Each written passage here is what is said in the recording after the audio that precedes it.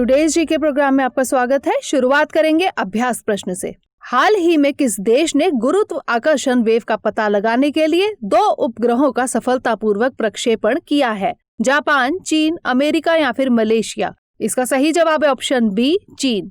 चीन ने गुरुत्व आकर्षण तरंगों का पता लगाने के लिए 2 उपग्रहों का सफलतापूर्वक प्रक्षेपण किया है। GCAM यानी gravitational wave high energy electromagnetic counterpart all sky monitor satellite का इस्तेमाल उच्च ऊर्जा वाली खगोलीय घटनाओं की निगरानी के लिए किया जाएगा। उदाहरण के लिए गुरुत्व आकर्षणीय तरंगे, गामा, रेडियो तरंगे, विशेष गामा तरंगे आदि। इससे पहले पृथ्वी पर अपनी पैनी नजर बनाए रखने के लिए चीन ने एक अर्थ ऑब्जर्वेशन सैटेलाइट को लॉन्च किया है। गाओफेन 14 नामक यह सैटेलाइट दुनिया के किसी भी हिस्से में जमीनी वस्तुओं की हाई रेजोल्यूशन तस्वीरें लेने में सक्षम है। तो इस तरह इस प्रश्न का सही जवाब है ऑप्शन बी। हमारे वीडियो अंग्रेजी में देखने के लिए फॉलो करें हमारा ही दूसरा यूट्यूब चैनल दृष्टि IAS इंग्लिश। बढ़ते हैं आज के सेशन की ओर। आज का पहला प्रश्न है, हाल ही में इजराइल के साथ संबंधों को सामान्य करने वाला चौथा अरब देश कौन सा है? रूस, जापान, चीन या फिर मोरक्को? इसका सही जवाब है ऑप्शन डी, मोरक्को। हाल ही में मोरक्को इजराइल के साथ अपने संबंध को मजबूत करने पर सहमत हो गया है। इस साल अब्राहम समझौते में शामिल होने वाला यह चौथा अरब देश बन गया। अमेरिकी मध्यस्थता से हुए इस समझौते के तहत संयुक्त अरब अमीरात, बहरीन और सूडान पहले ही इजराइल को मान्यता दे चुके हैं। इजराइल को मान्यता देने वाले पहले 2 अरब देश 1979 में मिस्र और 1994 में जॉर्डन थे। तो इस तरह इस प्रश्न का सही जवाब है ऑप्शन डी। अगला प्रश्न है, हाल ही में किस मंत्रालय ने PM स्वनिधि के लाभार्थियों और उनके परिवारों की सामाजिक आर्थिक प्रोफाइल बनाने के कार्यक्रम का शुभारंभ किया? खाद्य एवं प्रसंस्करण मंत्रालय, वाणिज्य एवं उद्योग मंत्रालय, आवासन एवं शहरी कार्य मंत्रालय या फिर रक्षा मंत्रालय? इसका सही जवाब है ऑप्शन सी, आवासन एवं शहरी कार्य मंत्रालय। आवासन एवं शहरी कार्य मंत्रालय ने PM स्वनिधि के लाभार्थियों और उनके परिवारों की सामाजिक आर्थिक प्रोफाइल बनाने के कार्यक्रम का शुभारंभ किया। इस कार्यक्रम के तहत प्रत्येक PM स्वनिधि लाभार्थी और उसके परिवार के सदस्यों की पूरी प्रोफाइल तैयार की जाएगी। पहले चरण में इस कार्यक्रम के लिए 125 शहरों का चयन किया गया है। यह प्रोफाइल केंद्र सरकार की योजनाओं के चयन और उससे जुड़ी सुविधाओं के लिए लाभार्थियों और उनके परिवारों की संभावित योग्यता की पहचान करने में मदद करेगी। तो इस तरह इस प्रश्न का सही जवाब है ऑप्शन सी। अगला प्रश्न है, भारत के पहले स्वदेशी mRNA टीके को भारतीय औषधि नियामकों से ह्यूमन क्लिनिकल ट्रायल को शुरू करने की मंजूरी मिल गई है। इस टीके का निर्माण किसके द्वारा किया गया है? IISc बेंगलुरु, भारत बायोटेक, जिनोवा पुणे या फिर CSIR? इसका सही जवाब है ऑप्शन सी, जिनोवा पुणे। भारत के पहले स्वदेशी mRNA टीके को भारतीय औषधि नियामकों से ह्यूमन क्लिनिकल ट्रायल को शुरू करने की मंजूरी मिल गई है। HGCO19 नामक इस टीके का निर्माण पुणे स्थित जिनोवा द्वारा किया गया है। mRNA टीके में प्रतिरक्षा प्रतिक्रिया पैदा करने वाले पारंपरिक मॉडल का उपयोग नहीं किया गया है। इसकी बजाय mRNA टीके में वायरस के एक सिंथेटिक RNA के जरिए शरीर में प्रोटीन बनाने वाले आणविक निर्देश को शामिल किया गया है। तो इस तरह इस प्रश्न का सही जवाब है ऑप्शन सी।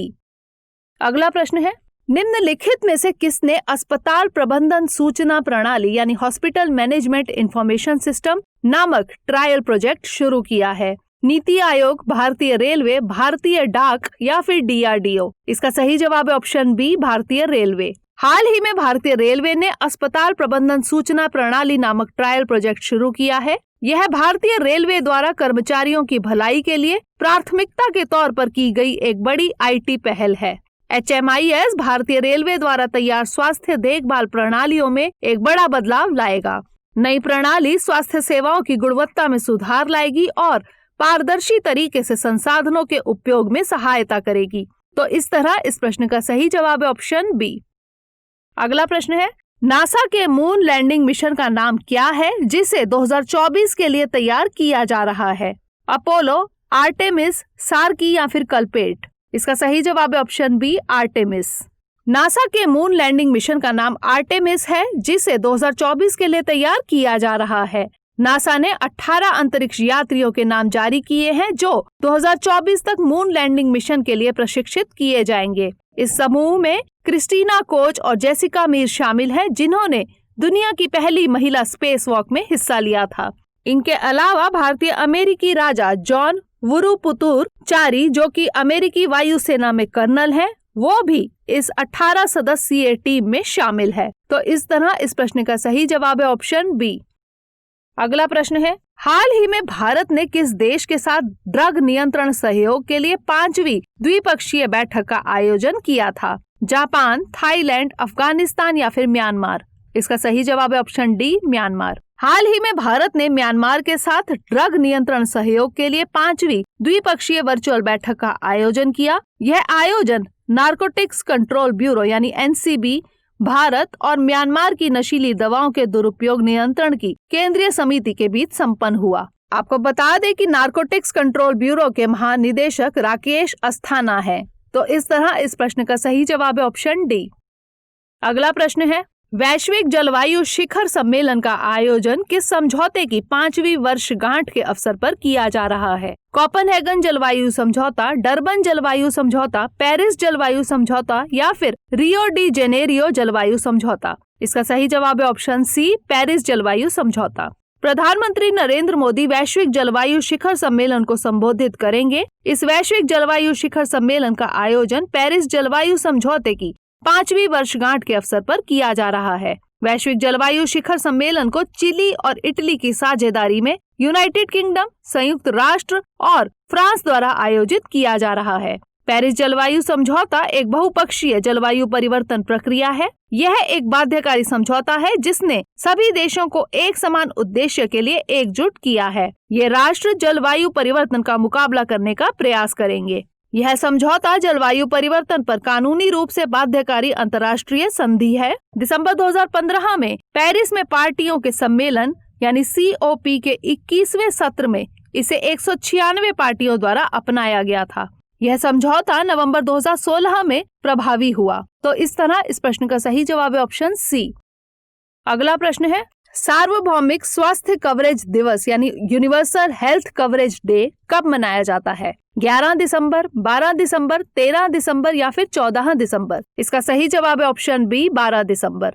प्रतिवर्ष 12 दिसंबर को सार्वभौमिक स्वास्थ्य कवरेज दिवस मनाया जाता है। इस दिवस को मुख्य रूप से विश्व स्वास्थ्य संगठन द्वारा मनाया जाता है। सार्वभौमिक स्वास्थ्य कवरेज दिवस का उद्देश्य सार्वभौमिक स्वास्थ्य कवरेज की आवश्यकता तथा मजबूत स्वास्थ्य प्रणाली की उपलब्धता पर बल देना है। इस दिवस के द्वारा उन लाखों लोगों के लिए आवाज उठाई जाती है जिनके पास अभी तक स्वास्थ्य सुरक्षा कवरेज नहीं है। सार्वभौमिक स्वास्थ्य कवरेज संयुक्त राष्ट्र के सतत विकास लक्ष्यों में भी शामिल है। तो इस तरह इस प्रश्न का सही जवाब है ऑप्शन बी। अगला प्रश्न है, हाल ही में किसने एशिया पैसिफिक वैक्सीन एक्सेस यानी APVAX सुविधा शुरू की है? NITI Aayog, new development bank, RBI या फिर एशियाई विकास बैंक? इसका सही जवाब है ऑप्शन डी, एशियाई विकास बैंक। एशियाई विकास बैंक ने हाल ही में विकासशील देशों को वैक्सीन की खरीद और डिलीवरी में मदद के लिए एशिया पैसिफिक वैक्सीन एक्सेस सुविधा शुरू की है। यह पहल विकासशील सदस्यों को तीव्र और न्याय संगत समर्थन की पेशकश करती है। बैंक ने इस योजना के लिए $9 बिलियन आवंटित किए हैं। एशियाई विकास बैंक ने इससे पहले भी बैंक के व्यापार और आपूर्ति श्रृंखला वित्त कार्यक्रम के एक भाग के रूप में $500 मिलियन के टीके के आयात की सुविधा को मंजूरी दी थी। इसके अलावा बैंक ने कोविड-19 टीकों के आयात में निजी क्षेत्रों के साथ सह वित्त के लिए $1 बिलियन आवंटित किए थे। तो इस तरह इस प्रश्न का सही जवाब है ऑप्शन डी। अगला प्रश्न है, हाल ही में किसने preparing India for climate events नामक स्टडी का प्रकाशन किया है? विश्व बैंक, जैव प्रौद्योगिकी विभाग, council on energy, environment and water या फिर NCERT? इसका सही जवाब है option C, council on energy, environment and water. हाल ही में council on energy, environment and water ने preparing India for climate events नामक स्टडी का प्रकाशन किया है। भारत में चरम घटनाओं यानी एक्सट्रीम इवेंट्स की अप्रत्याशितता यानी अनप्रिडिक्टेबिलिटी, तीव्रता और आवृत्ति बढ़ गई है। भारत ने 2005 और 2020 के बीच 310 चरम मौसमी घटनाओं का सामना किया है। अध्ययन में पाया गया है कि देश में पिछले 50 वर्षों में बाढ़ की घटनाओं की आवृत्ति में 8 गुना वृद्धि हुई है। आपको बता दें कि चरम जलवायु घटनाओं में बाढ़, चक्रवात, गर्म और शीत लहरें शामिल हैं। एक छोटे से क्षेत्र या जिले के भीतर जलवायु पैटर्न में इस बदलाव को माइक्रो क्लाइमेटिक जोन शिफ्टिंग कहा जाता है।